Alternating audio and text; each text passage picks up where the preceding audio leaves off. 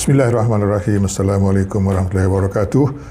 Kita teruskan lagi perbincangan kita berkenaan dengan pembangunan mapan dalam Islam, ya. Dan tumpuan kita kali ini adalah kepada alam sekitar, ya. Daripada 3 juzuk penting itu, iaitu ekonomi, sosial dan alam sekitar. Hari ini kita tumpukan pada alam sekitar, dan dari alam sekitar itu pula ada banyak lagi juzuk-juzuknya dari segi pandangan Islam, dan kita tumpukan kepada yang keempat, iaitu tiada pembaziran.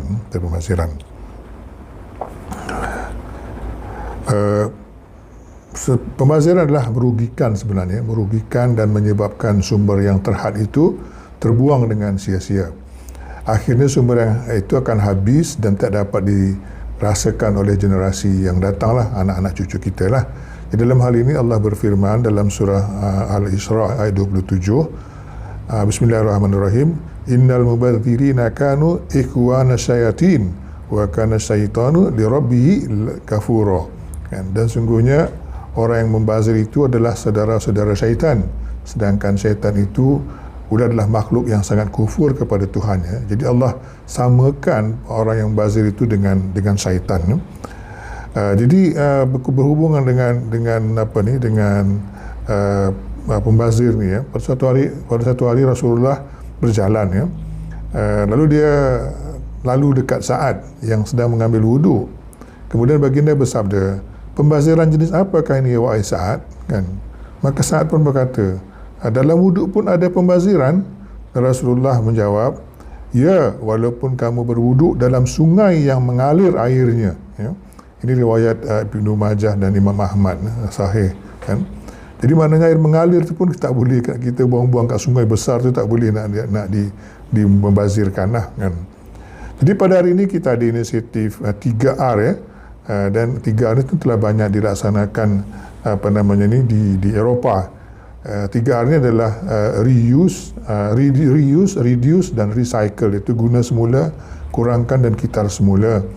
Jadi di Eropah banyak digunakan ini. Tetapi satu negara di Eropah ni, iaitu Greek, ya. Greek ni negara yang punya sejarah yang amat panjang sebenarnya lah. Peninggalan-peninggalan lama masih dapat dilihat, kan, sehingga ke hari ini dalam bentuk runtuhan-runtuhan bangunan yang besar, ya. Jadi ini menjadi daya tarik utama pelancong-pelancong datang ke Greek dari seluruh dunia datang. Di samping itu, syarikat ini juga mempunyai banyak syarikat perkapalan yang amat maju dan memberikan sumbangan yang besar kepada ekonominya lah, kan.